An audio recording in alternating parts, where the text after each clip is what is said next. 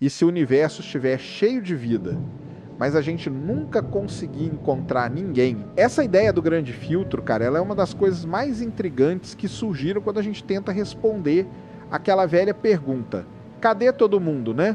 Porque assim, a gente olha para o universo, vê aquele monte de estrela, planeta para todo lado, bilhões e bilhões de galáxias.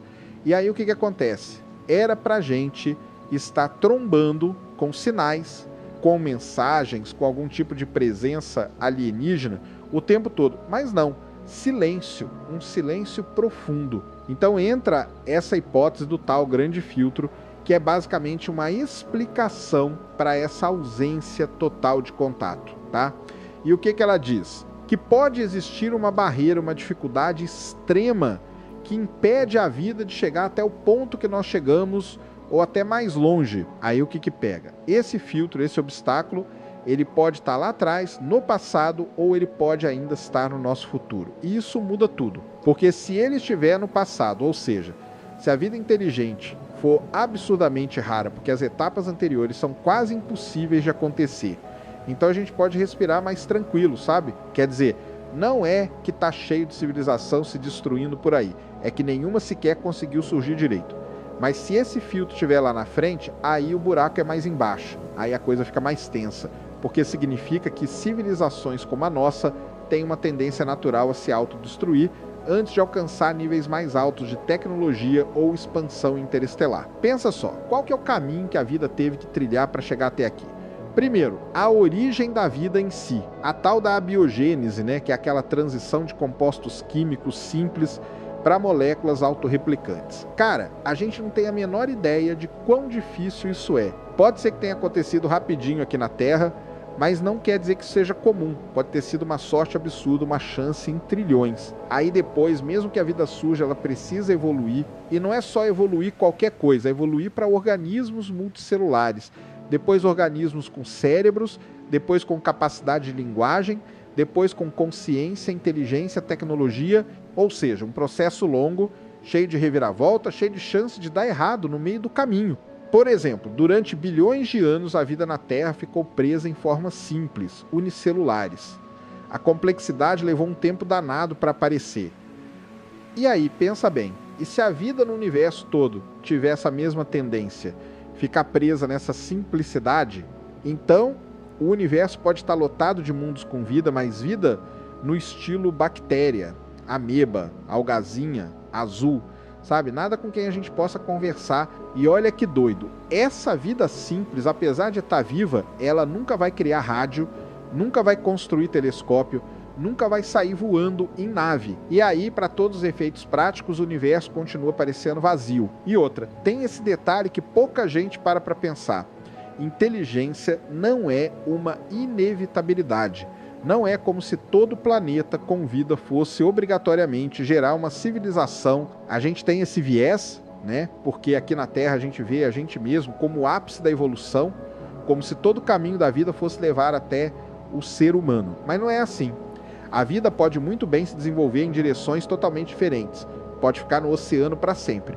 Pode nunca sair do estágio de predador, instinto e reprodução. E mesmo se surgir alguma coisa parecida com inteligência, isso não quer dizer que vai rolar tecnologia. Aí entra outro ponto. Mesmo com inteligência, quem garante que vai surgir civilização? Aqui na Terra mesmo, o Homo sapiens existe há centenas de milhares de anos. E só nos últimos séculos que a gente começou a mandar sinal de rádio para o espaço. Ou seja, a janela em que uma civilização está realmente emitindo sinais detectáveis é minúscula, minúscula. Então, mesmo que existam outras espécies inteligentes por aí, elas podem não estar emitindo nada agora. Ou já pararam, ou ainda não começaram. Isso sem falar que a própria inteligência pode ser um beco sem saída evolutivo. Algo que surge, brilha por um tempo, mas depois some. Como se fosse uma fase temporária, frágil. E o pior de tudo é pensar que às vezes essa inteligência leva à autodestruição. E aí vem a parte mais sombria do grande filtro. Civilizações que conseguem desenvolver armas de destruição em massa, inteligência artificial fora de controle, modificações biológicas que fogem do controle. Enfim, civilizações que, ao alcançar um certo ponto, se destroem. E é isso que preocupa muita gente. Porque olha pra gente, em poucos séculos a gente saiu da revolução industrial para inteligência artificial, drones armados, engenharia genética, riscos climáticos, poluição desenfreada. Será que a gente está indo na direção do filtro? A possibilidade é essa, que quase todas as civilizações tecnológicas colapsam antes de conseguirem explorar o espaço de forma duradoura. E aí, por isso a galáxia continua em silêncio. Porque ninguém sobrevive tempo suficiente para deixar uma marca. Essa seria a resposta dura, fria, para esse silêncio. Não é que ninguém esteja lá fora, é que todos se foram. E aí, se isso for verdade, a gente está numa corrida contra o tempo. Ou a gente escapa do filtro, ou a gente vira mais um caso perdido. Agora, tem gente que tenta olhar isso com otimismo. Dizem que talvez a gente já tenha passado pelo grande filtro.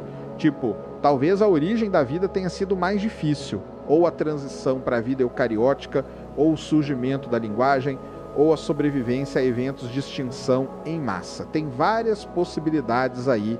E aí, se esse filtro já passou, se a gente é uma exceção que deu certo, isso coloca um peso enorme sobre nossos ombros. Porque a gente seria uma das poucas, talvez a única civilização inteligente em bilhões de galáxias. E isso não é só assustador, é uma baita responsabilidade. Porque, pensa bem, se a vida inteligente é raríssima, e se a gente está aqui, então a nossa sobrevivência e expansão se tornam importantes não só para nós, mas para o próprio universo. A nossa existência seria a chance do universo ganhar consciência de si mesmo. A famosa frase do Carl Sagan, né? Nós somos uma forma do cosmos conhecer a si mesmo.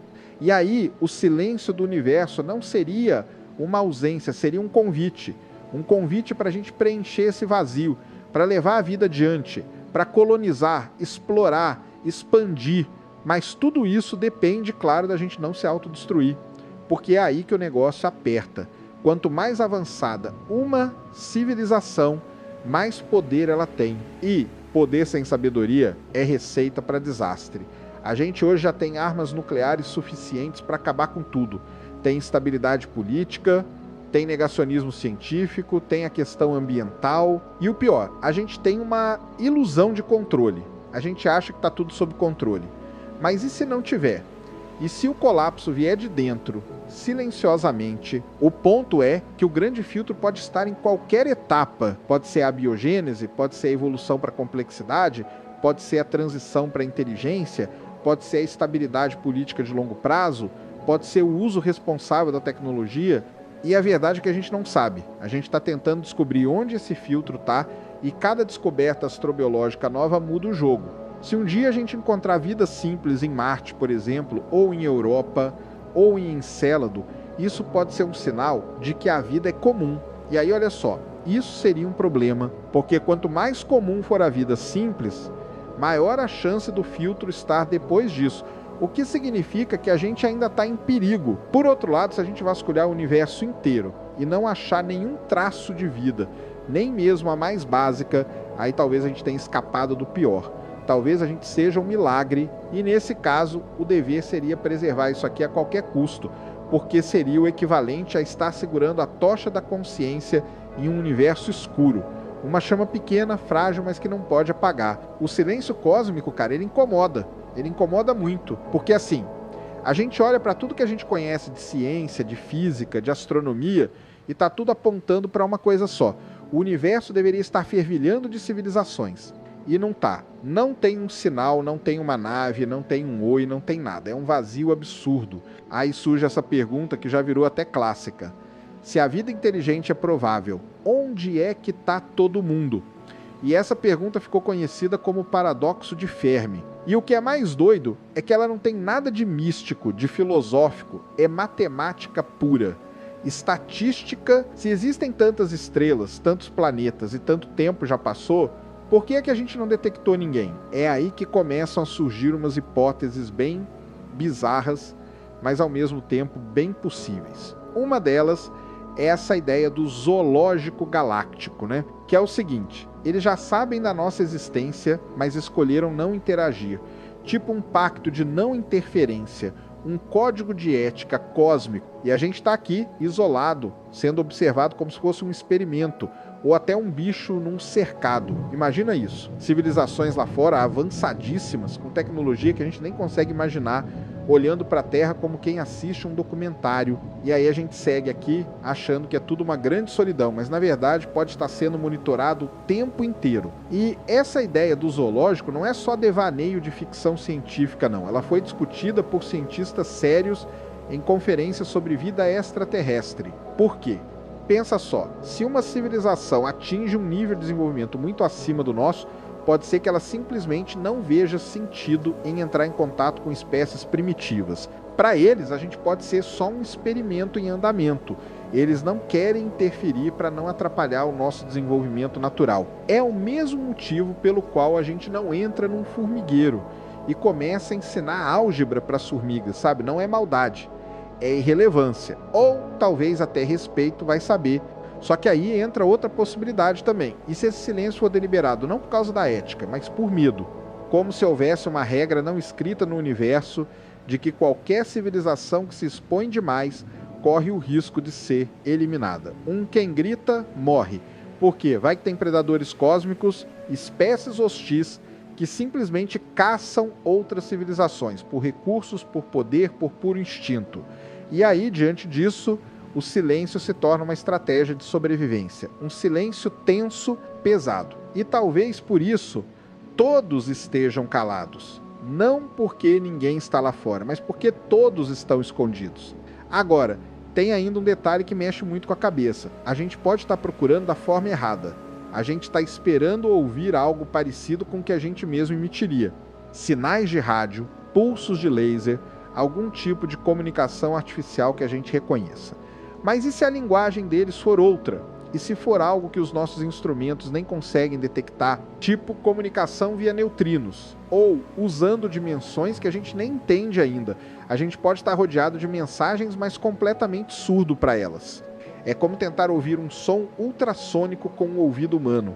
Você pode estar no meio da sinfonia e não ouvir uma nota. Tem também a questão do tempo. E essa é cruel, porque assim, o universo tem quase 14 bilhões de anos. A galáxia tem uns 13 bilhões. O Sol tem 4, 6 bilhões. A vida na Terra surgiu há 3, 5 bilhões. Mas a gente começou a emitir sinais para o espaço só nos últimos 100 anos. 100, isso não é nada. É uma piscada. É uma poeira cósmica no tempo. Então pensa comigo. Pode ter existido uma civilização há, 500 milhões de anos atrás, do outro lado da galáxia. Eles mandaram sinais, colonizaram planetas, fizeram tudo, mas já se foram. E a gente chegou tarde demais. Ou então, a gente chegou cedo demais. E as próximas civilizações ainda vão surgir daqui a 1 bilhão de anos. Ou seja, o universo pode até estar cheio de vida inteligente, mas em tempos diferentes. Nunca coexistindo, nunca se cruzando. E isso faz com que a possibilidade de contato direto seja muito, muito baixa. É como duas pessoas andando uma estrada de 10 mil quilômetros, mas uma sai de manhã e a outra sai só à noite. Elas nunca se encontram, mesmo se estiverem na mesma trilha.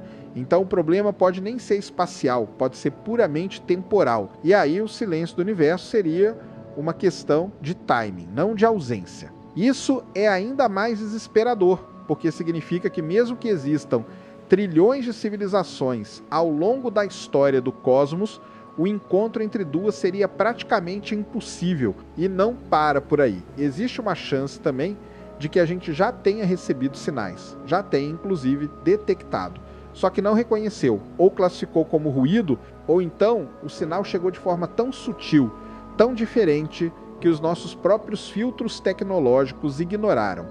O famoso sinal "Uau!", que foi detectado em 1977, até hoje é um mistério. Foi um pulso forte de rádio vindo de uma direção específica no céu que durou 72 segundos e nunca mais se repetiu. E até hoje ninguém sabe o que foi.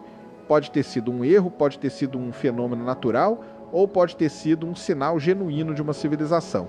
Mas a gente não consegue dizer com certeza, e isso levanta a pergunta: quantos outros sinais passaram batido? Às vezes a gente está esperando encontrar algo familiar, algo humano, e por isso a gente pode estar desprezando as pistas. Tipo, encontrar uma escultura alienígena numa rocha marciana e chamar de erosão. Ou ver padrões em atmosferas distantes e interpretar como processos naturais. A gente pode estar cercado de indícios, mas nossa mentalidade limitada não permite ver, porque, no fundo, a gente está tentando encontrar o espelho, alguém que se pareça com a gente. Só que o universo não tem obrigação nenhuma de produzir algo parecido com a gente. A diversidade lá fora pode ser tão absurda que a gente simplesmente não reconhece nem a existência dos outros. E por falar em reconhecimento, tem também a tal da limitação cognitiva. Isso é pesado, porque parte do problema pode estar na própria estrutura do nosso cérebro. A gente evoluiu para sobreviver na savana, caçar, se proteger, formar laços sociais, esse tipo de coisa. Ninguém evoluiu para detectar sinais de civilizações alienígenas. Ninguém desenvolveu naturalmente a capacidade de entender uma linguagem interestelar baseada em física de 11 dimensões. Então é bem possível que, mesmo que os sinais estejam vindo, a gente simplesmente não tenha a capacidade mental de entender que aquilo é uma comunicação. É como tentar ensinar relatividade para um cachorro. Não é que o cachorro seja burro, é que ele não foi feito para isso. E aí você começa a perceber que o silêncio do universo, na verdade, pode ser um problema nosso, problema de percepção. A gente está cercado de limitações técnicas, cognitivas, conceituais, e ainda tem mais, tem o orgulho, a arrogância de achar que se existe vida lá fora, ela tem que ser como a nossa, falar como a gente, pensar como a gente, agir como a gente. Mas e se não for? E se o conceito de civilização for completamente diferente? Vai que são formas de vida baseadas em nuvens de plasma, ou inteligência coletiva espalhada por planetas, ou consciência distribuída, que só se manifesta em certas frequências de energia. Nesse caso, nem a pergunta onde estão eles faz sentido, porque o eles não existe do jeito que a gente imagina. Por fim, tem o peso existencial disso tudo, porque o silêncio cósmico, mais do que um mistério científico, é uma provocação. Ele obriga a gente a pensar sobre o que somos, sobre onde estamos e sobre o que isso tudo significa. A ausência de contato pode ser um sinal de que estamos sozinhos, ou pode ser uma prova de que não estamos prontos. Talvez o universo tenha um filtro natural, não de destruição, mas de maturidade. Só se comunica com quem alcança certo grau de consciência, de estabilidade, de sabedoria, e talvez a gente ainda esteja engatinhando nesse sentido. Ainda presos em conflitos pequenos, guerras inúteis, destruição do próprio planeta. Enquanto isso, o universo observa. Silencioso, enorme, antigo, e a gente aqui tentando decifrar o que esse silêncio significa. E se ele for mesmo uma linguagem, e se o silêncio for, na verdade, o maior grito que o cosmos poderia dar, quando a gente fala sobre comunicação interestelar, cara, tem um ponto que muita gente subestima, mas que muda completamente o jogo. As limitações tecnológicas e físicas que a gente enfrenta, principalmente uma que é bruta, quase definitiva, que é a velocidade da luz. Isso aí não é só um número bonito para pôr em equação, não. Isso aí é um limite real, intransponível, pelo menos até onde a gente sabe. E quando a gente começa a considerar esse fator dentro da escala do universo, a coisa complica demais. Porque olha só, mesmo que a gente consiga detectar sinais de uma civilização a, sei lá, 1000 anos-luz daqui, isso significa que esse sinal foi emitido há 1000 anos. Ou seja, a gente está vendo o passado deles. E se a gente responder, só chega lá daqui a mais 1000. São 2000 anos para completar um oi, tudo bem? E isso se eles ainda estiverem lá para ouvir. É um problema que pouca gente leva a sério. Porque a gente tem essa mania de imaginar as coisas como se fossem aqui na Terra. Manda um WhatsApp, recebe na hora, fala no rádio, responde em segundos. Mas no espaço não tem essa. No espaço, o tempo vira um abismo. Então, mesmo que haja uma civilização tecnologicamente avançada e disposta a se comunicar, o delay entre emissão e recepção torna qualquer diálogo praticamente impossível. Não é só difícil, é desestimulante. Imagina você investindo décadas para construir uma mensagem, transmitir, esperar séculos e no final receber um eco, ou nem isso. A comunicação fica travada não pela vontade, mas pelas leis da física. E aí, dentro desse cenário, surge outro obstáculo que é o da detecção em si. Porque não adianta só alguém mandar um sinal, a gente tem que ser capaz de captar. E não é qualquer captação, né? Tem que ser um sinal forte o suficiente para atravessar distâncias absurdas, resistir ao ruído cósmico, não ser distorcido por campos magnéticos, poeira, distorção gravitacional, e ainda por cima tem que chegar até um equipamento nosso apontado na direção certa, no momento certo, com sensibilidade suficiente para identificar que aquilo não é ruído. Ou seja, é uma conjunção de fatores quase improvável. A maioria dos sinais simplesmente se perde. E tem um detalhe aí que é ainda mais frustrante. Muitas civilizações podem ter mandado sinais durante uma breve janela de tempo antes de abandonarem essa forma de comunicação, ou de desaparecerem mesmo. Ou seja, pode ter acontecido de uma civilização ter emitido algo durante, digamos, 50 anos. A gente só conseguiria captar se estivesse ouvindo naquela faixa de tempo exata. Perdeu, acabou. E a gente ainda está limitado por onde está olhando. A gente não escaneia o céu inteiro o tempo todo. É como tentar ouvir uma agulha cair num estádio lotado. Mas você só pode ouvir por 2 segundos em cada canto do estádio. A chance de sucesso é mínima. E isso sem contar o fator energia. Porque emitir um sinal forte o suficiente para cruzar centenas ou milhares de anos-luz exige uma quantidade de energia absurda. A maioria das civilizações, se forem parecidas com a nossa, provavelmente não vai gastar essa energia só para mandar sinal para o vazio. Não tem retorno garantido, não tem resposta, é um esforço que pode não gerar absolutamente nada. Então, em vez de mandarem sinal para todo lado, o mais lógico seria emitir de forma direcionada, para alvos específicos. E aí entra o problema. E se a gente não for um desses alvos? E se ninguém achou a Terra interessante o suficiente para apontar um feixe de sinal para cá, agora imagina o outro lado também. A gente com a tecnologia que tem, ainda engatinhando, usando antenas enormes para captar ruídos do espaço.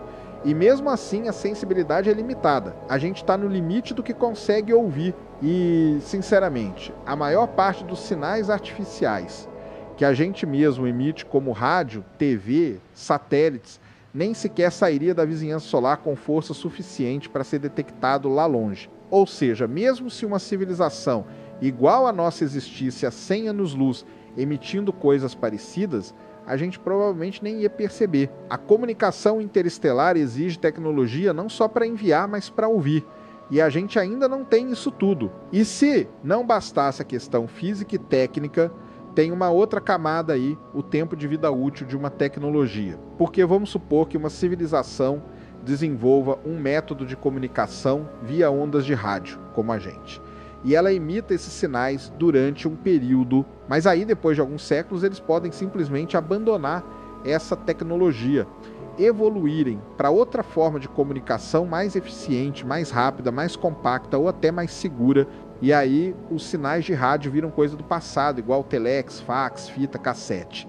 E quem está escutando, como a gente continua procurando por uma tecnologia que já foi abandonada há milênios. É como tentar sintonizar um Wi-Fi com um rádio AM. Então o desafio não é só físico ou energético, é também cultural, temporal. As civilizações mudam, a tecnologia muda, a forma de se comunicar muda. E se a gente estiver preso numa forma ultrapassada de escuta, a gente nunca vai encontrar nada. E mesmo que encontrasse, ainda teria o desafio de interpretar. Porque, convenhamos, decifrar uma linguagem alienígena baseada em símbolos, padrões ou até códigos físicos completamente diferentes dos nossos é uma tarefa monumental. A gente leva anos para entender línguas humanas mortas. Agora imagina decodificar uma mensagem vinda de um planeta há 1000 anos-luz, criada por uma mente que pensa de um jeito totalmente diferente. A chance de erro é gigantesca. Outra coisa que muita gente ignora é que o próprio espaço entre as estrelas não é neutro, ele é hostil à comunicação. Tem poeira, tem campos eletromagnéticos, tem distorções gravitacionais, tudo isso interfere nos sinais. Às vezes a gente acha que é só apontar a antena e escutar, mas não. Tem um monte de ruído vindo de quasares, pulsares, estrelas morrendo, radiação de fundo do Big Bang. Tudo isso compete com qualquer sinal artificial que possa estar vindo de longe. Então, mesmo se o sinal chegar, ele chega misturado, fraco, sujo.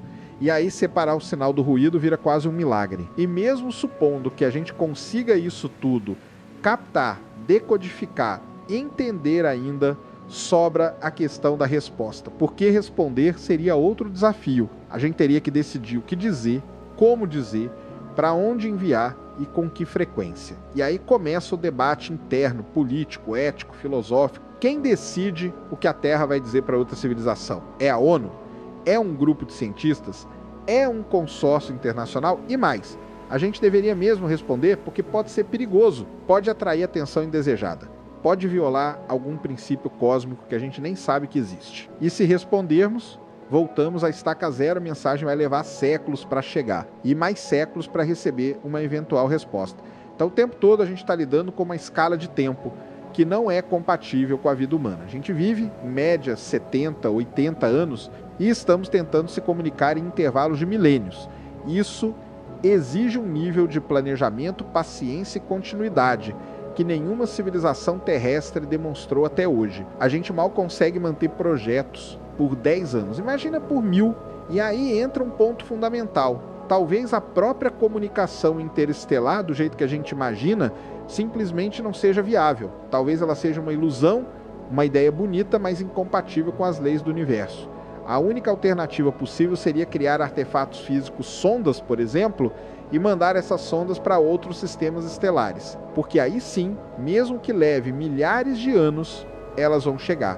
Podem levar informação, podem coletar dados, mas, de novo, isso exige uma civilização extremamente estável, duradoura e com uma visão de longo prazo absurda. Tudo isso nos leva a uma conclusão meio desconfortável. O silêncio do universo, do jeito que a gente vê, pode ser apenas um reflexo da dificuldade técnica de se comunicar através dele. O problema pode não ser a ausência de vida, nem a falta de vontade. Pode ser simplesmente que as distâncias são grandes demais, os sinais fracos demais, o tempo longo demais e a tecnologia limitada demais. E talvez o universo esteja, sim, cheio de vozes, mas cada uma delas presa num ponto diferente do espaço-tempo, gritando para o nada, esperando por uma resposta que nunca vem. Tem uma ideia que, cara, se você parar para pensar com calma, ela bagunça tudo que a gente entende sobre vida no universo. E se a gente estiver cedo demais? E não é cedo no sentido de estar começando a explorar o espaço, agora é cedo no tempo cósmico mesmo, como se o universo ainda estivesse esquentando os motores para começar a fase onde a vida complexa, as civilizações e o contato entre elas realmente se tornem comuns, porque assim, o universo tem 8 bilhões de anos, certo?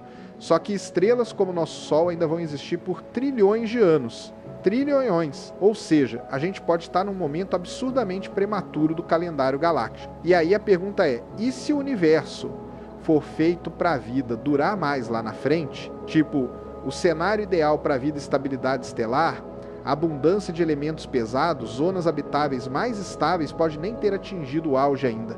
A gente pode ser só o aquecimento, os primeiros experimentos. Uma anomalia que surgiu antes do horário. E se for isso, não é estranho que esteja tudo em silêncio. As civilizações ainda nem começaram a surgir em massa. A gente olha para o céu, escuta o nada e acha que é vazio, mas na real, é só que o espetáculo ainda nem começou direito.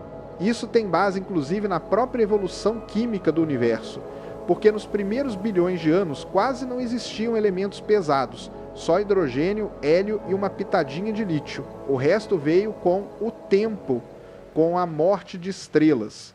Carbono, oxigênio, fósforo, ferro, tudo isso levou tempo para se formar e se espalhar. Ou seja, os primeiros planetas eram pobres em elementos essenciais para a vida como a gente conhece. E aí, conforme o tempo foi passando, a matéria-prima da vida foi se tornando mais comum. Hoje a gente já tem planetas ricos nesses elementos, mas daqui a bilhões de anos vai ter muito mais. E não é só isso. Estrelas pequenas do tipo anã vermelha, que são as mais comuns do universo, têm uma vida útil gigantesca. Estamos falando de trilhões de anos, enquanto o Sol vai viver uns 10 bilhões.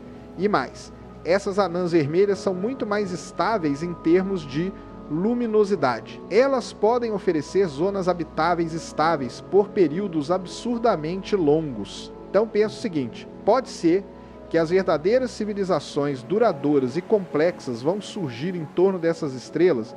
Muito mais tarde, a gente está aqui num solzinho jovem, numa galáxia ainda se organizando, num universo que nem esfriou direito e já está querendo encontrar vizinho. Pode ser cedo demais mesmo. Essa ideia de estar cedo demais também bagunça nosso senso de urgência, porque a gente trata a busca por vida alienígena como se fosse uma corrida, como se alguém estivesse escondido atrás da próxima estrela. Mas talvez o que está acontecendo é que a gente é o primeiro da fila, ou um dos primeiros, como se tivesse chego num cinema gigantesco com trilhões de cadeiras, mas ainda estão ligando os projetores. Tá tudo escuro, vazio, sem som, e a gente começa a achar que o cinema nunca vai encher, mas é só porque a sessão nem começou ainda. E isso, cara, tem uma consequência brutal. Pode ser que não tenha ninguém para responder nossos sinais simplesmente porque ninguém mais teve tempo de chegar nesse estágio. A Terra pode ter sido, por uma combinação extremamente rara de fatores, uma das primeiras a dar certo, talvez por sorte, talvez por acidente, talvez porque as condições se alinharam antes do que o normal. E isso não quer dizer que o universo esteja morto, quer dizer que ele ainda está germinando. As sementes foram plantadas, mas as árvores ainda estão brotando. A vida está em fase embrionária, em escala cósmica. Agora, pensa no impacto psicológico disso, porque a gente gosta de pensar em termos de comunidade, de contato, de pertencimento, a ideia de que há outras inteligências por aí, civilizações distantes, nos dá um certo conforto, mesmo que elas estejam longe. Mas a ideia de que a gente é o primeiro, essa pesa, é solitária. É como acordar num planeta vazio e perceber que você é o único a abrir os olhos até agora. E isso coloca um peso gigantesco sobre o que a gente faz daqui para frente. Porque nesse cenário a gente não é só uma entre muitas. A gente é o começo, a origem, a semente de algo muito maior que ainda vai se espalhar. E isso também reconfigura totalmente o nosso entendimento do paradoxo de Fermi. Porque se o universo ainda está nos primeiros capítulos da vida inteligente, então o paradoxo desaparece. Não é que eles deveriam estar aqui, eles ainda não existem. E os que existem talvez estejam tão distantes no tempo que o intervalo entre nós e eles seja inalcançável, pelo menos por agora. É tipo uma civilização nascer em 2025 e outra só em 2025. Milhares de anos de diferença. Mesmo que elas existam no mesmo planeta, nunca vão se cruzar. Imagina isso em escala galáctica. Outra coisa que reforça essa ideia de que estamos cedo é a própria raridade do nosso momento cósmico. A gente vive numa época onde ainda existe radiação de fundo, ou seja, a assinatura do Big Bang ainda está aí. Dá para estudar. Daqui a centenas de bilhões de anos, essa radiação vai ter esfriado tanto que vai sumir. O universo vai estar escuro, expandido, com galáxias cada vez mais longe umas das outras, até que fiquem fora do nosso campo de visão. Civilizações futuras podem não ter acesso às mesmas pistas que a gente tem hoje. Elas podem olhar para o cosmos e achar que sempre foi assim, frio, escuro, solitário. Ou seja, a gente não só pode estar cedo em termos de vida, como também pode estar num momento privilegiado para entender o universo. Pode ser que, ironicamente, os primeiros a surgirem tenham a melhor visão do todo, a melhor janela, a posição mais estratégica para entender o que veio antes. E isso transforma completamente a nossa responsabilidade. Porque se somos os primeiros, ou um dos primeiros, e ainda por cima, os únicos que têm acesso às evidências mais claras da origem do cosmos, então a gente tem uma missão cósmica de preservar esse conhecimento, de espalhar vida, de garantir que isso aqui não se perca. Mas claro, essa visão de estar cedo demais também tem implicações práticas, porque ela significa que talvez o tempo esteja a nosso favor, que a pressa em encontrar outros seres pode ser desnecessária, que em vez de procurar desesperadamente por alguém para conversar, talvez o certo seja se preparar, evoluir, resolver nossos próprios problemas, criar uma civilização que dure o bastante para um dia poder ser a antiga civilização que outras futuras vão encontrar. Imagina só, daqui a 300 milhões de anos, uma nova civilização nasce em algum lugar da galáxia e encontra uma cápsula do tempo nossa, ou uma sonda, ou uma colônia esquecida. E aí eles descobrem que antes deles já tinha alguém aqui. Essa ideia de ser o primeiro é assustadora, mas também dá um tipo de sentido profundo para a existência. Porque talvez o universo precise de pioneiros, alguém para abrir o caminho, para testar, para falhar, para tentar de novo. E se for esse o caso, então tudo isso aqui, todo o sofrimento, toda a bagunça da humanidade, toda a luta para não se autodestruir, faz parte de um roteiro maior, Um roteiro onde a vida como conceito está só começando a ensaiar os primeiros passos. E olha que curioso, isso coloca o silêncio cósmico sob outra luz. Ele deixa de ser um mistério assustador e passa a ser algo natural, um silêncio de começo, um silêncio de gestação. Não é que não existe vida, é que ela ainda está acordando. A gente pode ser o primeiro suspiro, o primeiro som. E como todo nascimento, vem com choro, com confusão, com medo, mas também com potencial. Potencial para algo muito maior do que a gente consegue imaginar agora. E por fim, tem uma outra camada aí que ninguém gosta muito de tocar, mas que é importante, se a gente for cedo demais. E por isso mesmo estiver fadado a não durar. Tipo, a gente surgiu num momento onde o universo ainda é instável, onde os riscos são maiores, onde a galáxia ainda está se ajustando. Talvez a vida que vai dar certo mesmo só venha depois. Quando tudo estiver mais calmo, mais maduro, mais seguro, a gente seria o protótipo, o rascunho. E isso é cruel, porque pode significar que por mais que a gente tente, a história real ainda não é a nossa.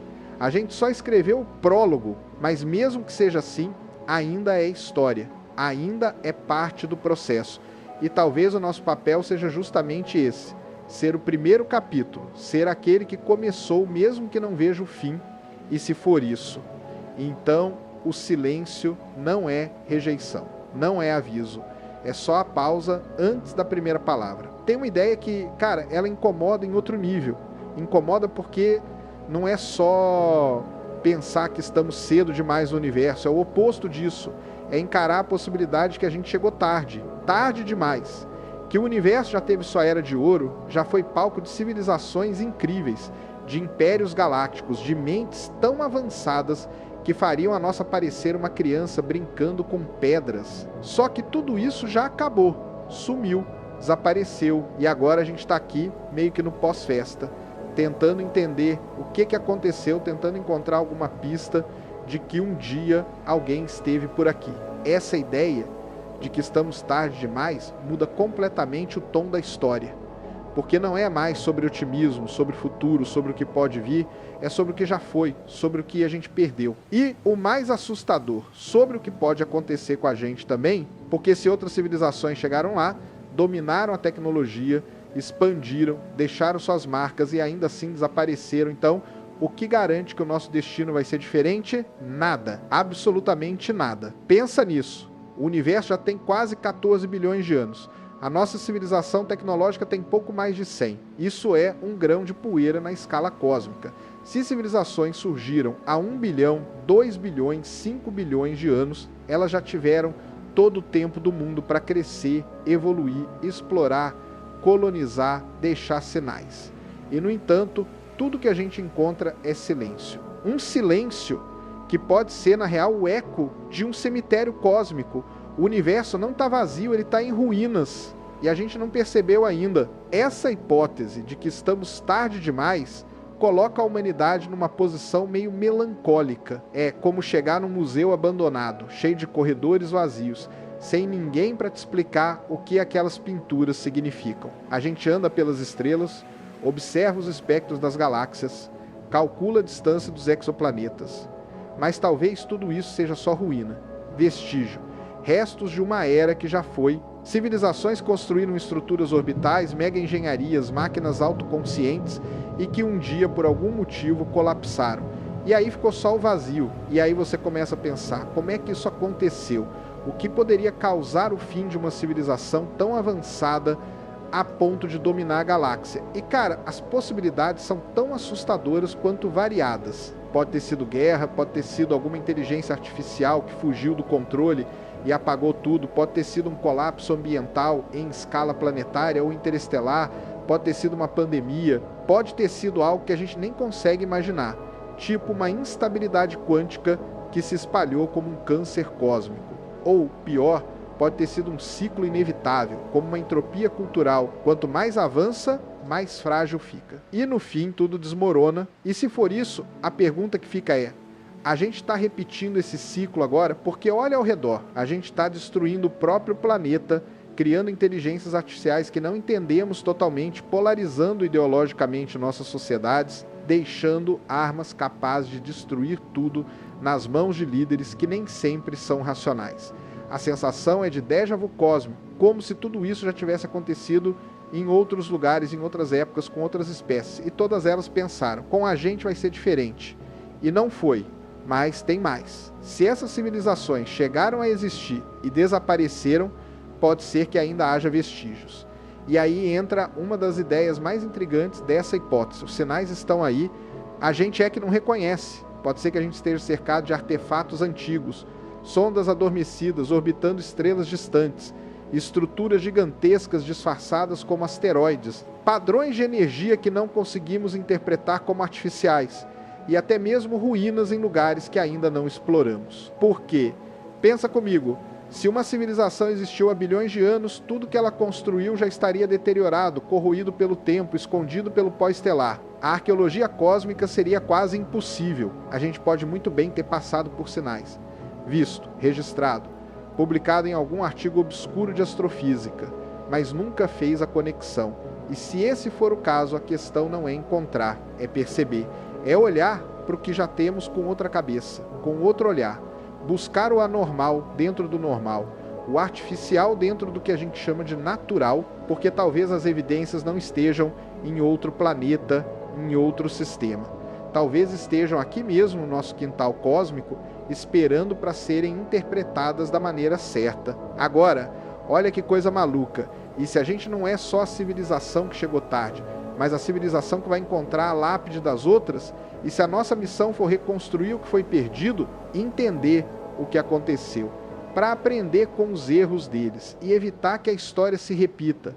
É uma responsabilidade gigantesca ser os arqueólogos do universo, os guardiões do conhecimento que já foi, só que para isso a gente precisa sobreviver, precisa amadurecer, precisa parar de agir como se fosse invencível. E o mais doido é que esse cenário, por mais triste que pareça, ainda assim oferece uma certa esperança, porque se outros chegaram lá antes da gente, significa que é possível, que a barreira não é intransponível, que dá para ir além do estágio em que estamos. O problema é o depois, o que vem depois do avanço, depois da expansão, depois da inteligência extrema. E aí, cara, talvez esse seja o verdadeiro desafio do universo. Não é chegar lá, é continuar lá, é durar, permanecer. Esse chegar tarde também coloca um tipo diferente de urgência na equação. Não é mais a urgência de encontrar alguém, é a urgência de não repetir a história, de não virar mais um dado na estatística da extinção cósmica. A gente já está num ponto onde o colapso pode ser tecnológico, ambiental, social ou tudo ao mesmo tempo. Então talvez o silêncio do universo seja na verdade um aviso, não um aviso enviado intencionalmente, mas um aviso pelo vazio, como se o universo estivesse dizendo: veja o que aconteceu com os outros, vocês não são especiais, façam diferente. E aí vem outra ideia, que pode parecer meio exagerada, mas que faz sentido dentro dessa lógica. O universo já foi um lugar barulhento, com sinais para todo lado, transmissões, presença, comunicação, só que agora tudo parou. Os sinais não foram desligados, eles se apagaram sozinhos, um a um, por falta de quem os mantivesse. E a gente é uma espécie de eco disso. A última tentativa, a próxima chance. A civilização que ainda pode reacender essa comunicação, reiniciar o diálogo cósmico. Aí você percebe que o silêncio do universo pode não ser o início de tudo, pode ser o fim. Um fim que a gente ainda não alcançou, mas que está logo ali. E essa ideia assusta, porque muda a pergunta. Não é mais onde estão eles, é onde estão os que sobraram. E a resposta pode ser ninguém. Só a gente, pelo menos por enquanto. E mesmo que tenha sobrado alguém, talvez estejam tão distantes, tão isolados, que o contato se tornou impossível. Não por falta de vontade, mas porque as distâncias agora são grandes demais. O tempo passou, a chance foi perdida. E aí sobra isso aqui, um universo frio, escuro, antigo, e a gente olhando para ele, tentando encontrar um reflexo. Esse cenário é pesado, mas ele carrega um tipo de beleza estranha, porque ser os últimos também significa ser os responsáveis por manter acesa a chama. E isso muda tudo, porque agora a nossa ciência, a nossa arte, a nossa cultura deixam de ser só para nós, passam a ser registros, testemunhos, como uma garrafa jogada no oceano cósmico, esperando que um dia, mesmo que daqui a bilhões de anos, alguém leia. Então, talvez a grande questão não seja se estamos sozinhos agora, mas seremos lembrados depois. Se o que a gente está construindo vai durar o bastante. Para quê? Quando o próximo despertar acontecer, seja daqui a 1 milhão, 1 bilhão ou 1 trilhão de anos, ele encontra alguma coisa. Algum sinal de que um dia alguém também olhou para o céu, se perguntou onde estavam todos e decidiu deixar uma resposta. Tem um problema sério quando a gente fala sobre vida inteligente fora da Terra. E ele é mais sutil do que parece. Não é só sobre existir ou não existir civilizações por aí. É que talvez os sinais já estejam vindo ou até já tenham chegado, mas a gente simplesmente não reconhece. Tipo assim, os sinais podem ser reais, legítimos, mas passam batido porque não se encaixam no que a gente espera. É aquela coisa, a gente procura por espelhos, por coisas parecidas com a gente, mas e se os alienígenas forem completamente diferentes? E se a comunicação deles for baseada em uma lógica, uma linguagem, um meio que é totalmente estranho para nós, a gente tem esse viés humano, né, de procurar mensagens em rádio, em micro-ondas, em sinais com padrão binário ou estrutura matemática. Mas quem disse que outra civilização pensaria assim? Quem disse que a lógica deles se baseia em matemática? Pode parecer estranho falar isso, mas até a matemática pode não ser universal no sentido prático da comunicação. A forma como uma outra inteligência entende padrão, ordem, informação pode ser completamente diferente. Talvez eles nem se comuniquem com som ou luz ou com qualquer coisa que se propague como onda. Vai ver? A comunicação deles é química ou gravitacional ou baseada em variações de campo quântico que a gente nem sabe detectar. A gente está tão preso ao nosso modelo mental que talvez nem perceba que o sinal já chegou. E aí entra uma outra camada que é a da interpretação, porque não basta detectar, a gente tem que entender. E entender é uma função cognitiva, é o cérebro tentando fazer sentido de um padrão. Se o padrão for estranho demais, a mente rejeita, classifica como ruído, como anomalia, como erro. Isso acontece até com dados científicos normais. Um telescópio detecta uma variação de brilho, por exemplo, e a tendência é explicar como fenômeno natural. Uma estrela variável, um planeta passando na frente, poeira cósmica, tudo antes de pensar que pode ser algo artificial. E isso acontece porque a ciência, com razão, parte do princípio da cautela. Você não pode sair gritando ET para qualquer coisa que pareça incomum, mas o problema é que essa cautela pode virar cegueira, pode fazer com que a gente descarte justamente aquilo que era o mais importante. Quantos dados já foram ignorados porque não faz sentido? Quantas observações foram arquivadas porque não se repetiram? E se nesse meio tinha um sinal legítimo, vindo de uma inteligência que se comunica de um jeito que a gente não compreende, tem também um outro ponto que quase ninguém considera.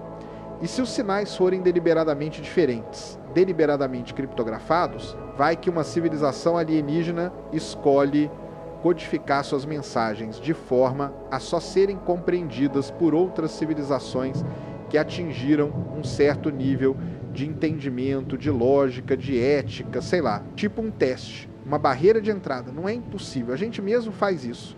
Mesmo que inconscientemente, quando manda mensagem para o espaço, usa estruturas matemáticas, sequência de números primos, representação gráfica de DNA, coisas que supostamente exigem um certo nível de entendimento para serem decifradas. Agora imagina que outra civilização fez o mesmo, mandou uma mensagem cheia de códigos, camadas, complexidades, e a gente detectou, tá ali nos dados brutos, arquivado em algum servidor do SET, em algum disco rígido de uma universidade, mas ninguém conseguiu decifrar, porque ainda não temos a chave. Ainda não temos o contexto, talvez falte uma peça conceitual, um conceito que quando descoberto, de repente faz tudo fazer sentido, e aí tudo que antes era ruído vira linguagem, tudo que era caos vira estrutura, mas até lá é só mais um gráfico estranho no meio de milhões. E tem mais, tem a possibilidade de que a própria forma da vida alienígena seja tão diferente da nossa que a ideia de mensagem nem se aplique.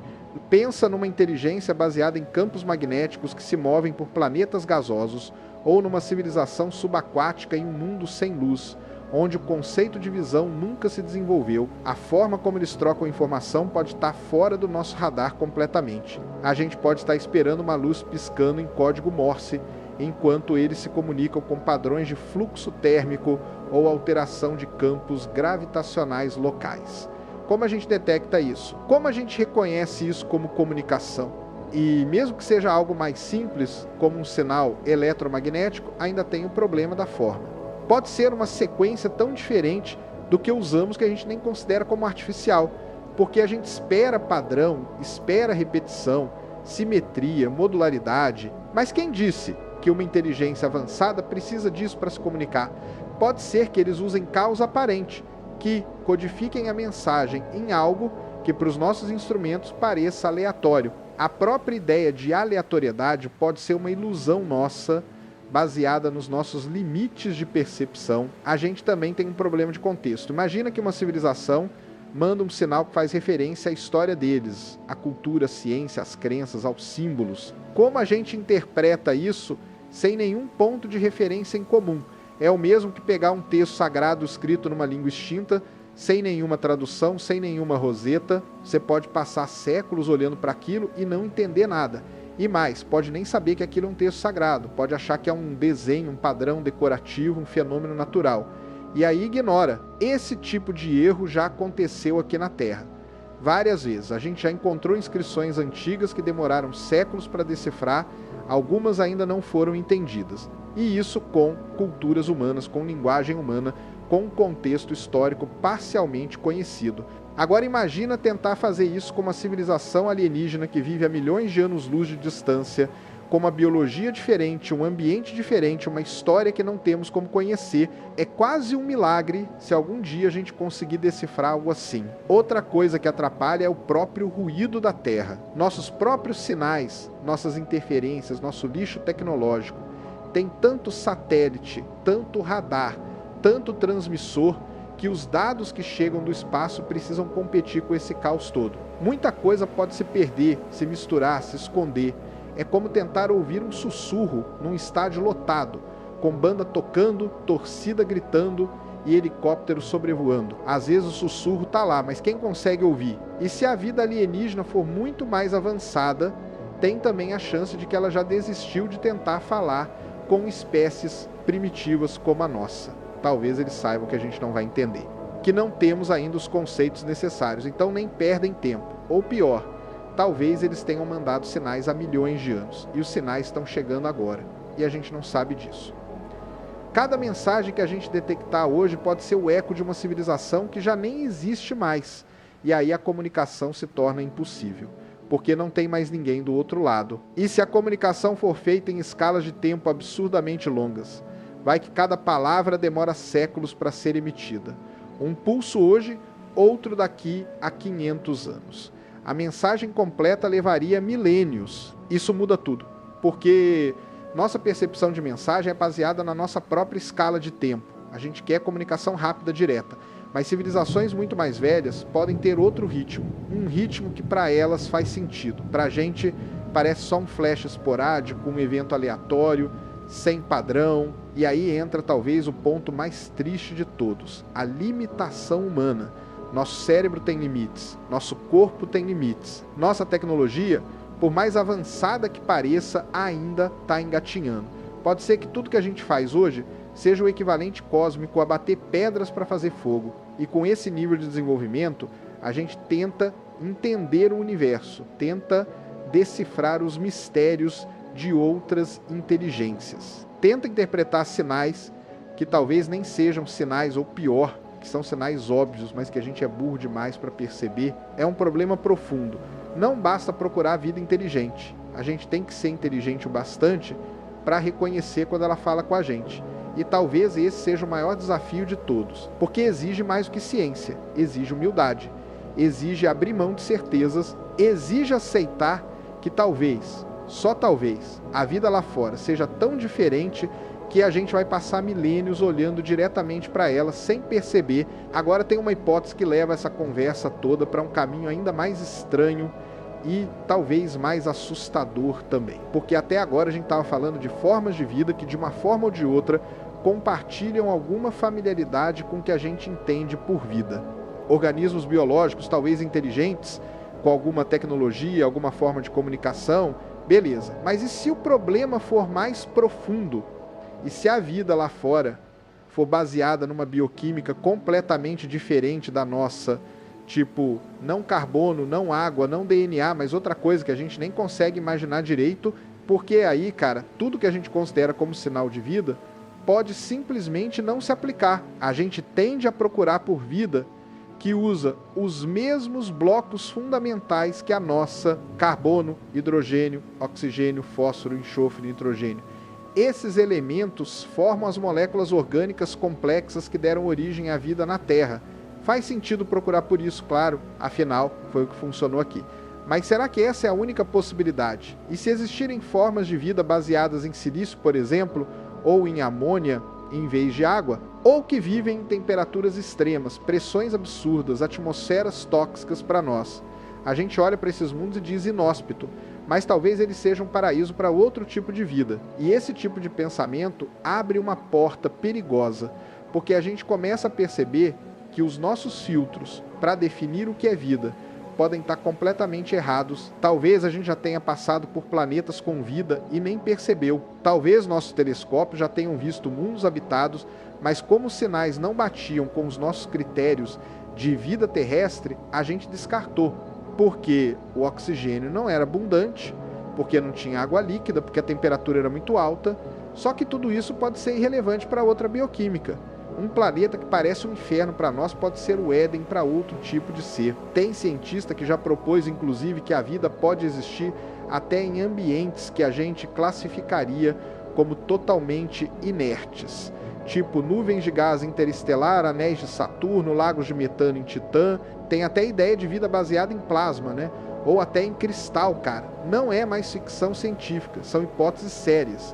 E aí entra o problema, a gente não sabe o que procurar. A gente está limitado pela nossa biologia, pela nossa química, pelas nossas ferramentas.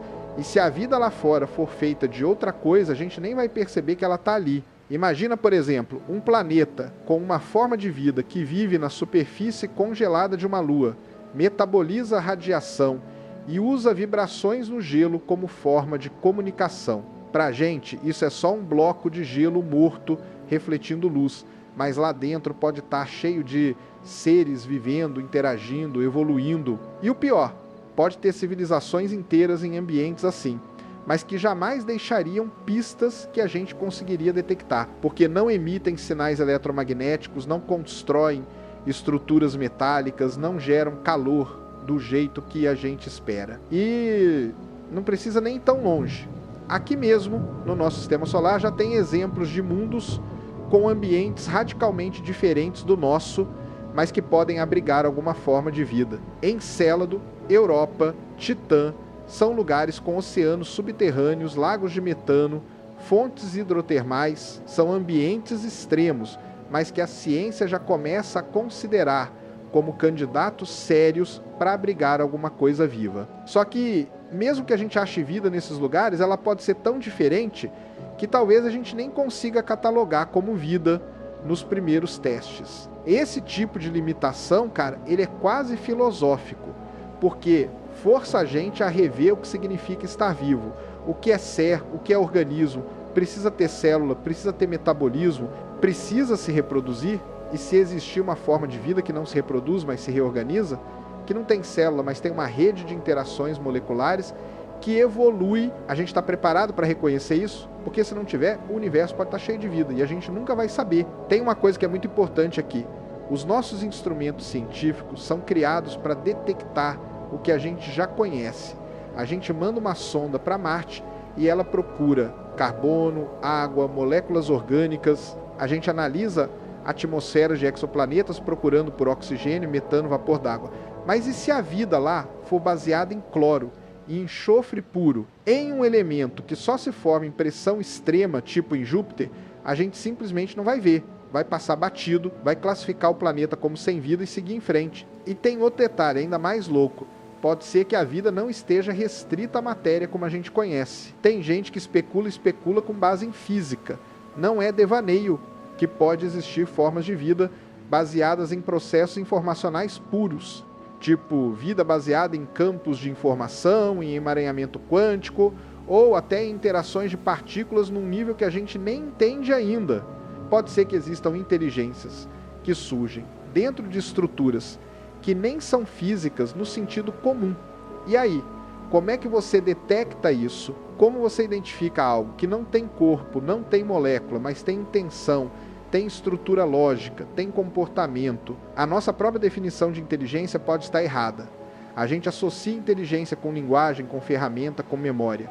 Mas e se a inteligência lá fora for distribuída? Tipo uma rede que se forma em escala planetária, onde não existe um indivíduo, mas sim um sistema que em conjunto pensa. A gente olha para um planeta desses e vê só tempestades, nuvens, campos magnéticos, mas aquilo pode ser uma mente, um organismo coletivo, um ser cuja escala de pensamento é tão grande que a gente nunca vai perceber movimento, porque o tempo dele é diferente do nosso. Tudo isso nos leva a uma conclusão meio incômoda. Talvez a gente não saiba o que procurar. E talvez, justamente por isso, a gente não consiga encontrar, porque se você não sabe o que é vida fora da sua própria bolha, você pode estar cercado por ela e não reconhecer. A gente sempre imaginou que, quando encontrasse vida fora da Terra, ia ser um momento claro, inconfundível, tipo encontrar um alien, uma nave, um sinal de rádio, mas a verdade pode ser bem mais sutil. Pode ser que o primeiro contato com vida alienígena aconteça sem que a gente saiba. Pode já ter acontecido, pode estar acontecendo agora, e isso coloca a gente num dilema, porque se a gente só reconhece aquilo que se parece conosco, a gente está limitado, está preso. É como olhar para o oceano e esperar encontrar uma cidade com luzes piscando. Enquanto isso, as baleias estão cantando, os polvos estão mudando de cor, os corais estão crescendo, tudo ali sob nossos olhos, mas fora do nosso radar de expectativa. No universo pode ser igual. A vida pode estar acontecendo debaixo dos nossos olhos, em outras escalas, outras lógicas, outras formas. E tudo que a gente faz é ajustar telescópios e esperar um sinal parecido com o nosso. Enquanto isso, o universo segue vivo, mas em silêncio. Um silêncio que talvez só exista porque a gente ainda não aprendeu a ouvir direito. Talvez o universo nunca esteve em silêncio. Talvez somos nós que falhamos em entender seus sussurros. Se estamos cedo, tarde ou sozinhos, pouco importa agora. O que importa é escutar, observar, aprender e sobreviver. Porque pode ser que a maior mensagem do cosmos seja simplesmente a nossa própria existência.